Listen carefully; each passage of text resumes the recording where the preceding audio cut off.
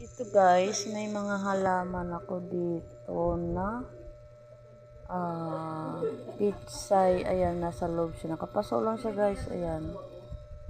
Kung napapansin nyo, mayroon siyang guhit na parang dinaanan ng insekto. Ano kaya yan?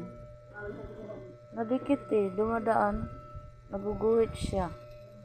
Tapos yan, meron ako dyang mga may kalabasa ako dyan tinanim. Ayan, kikita nyo, ayan.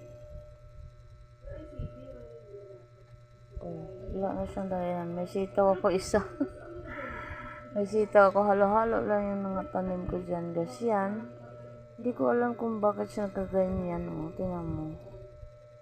Ano siya, parang natutuyot. Yan, ulubot. Meron din akong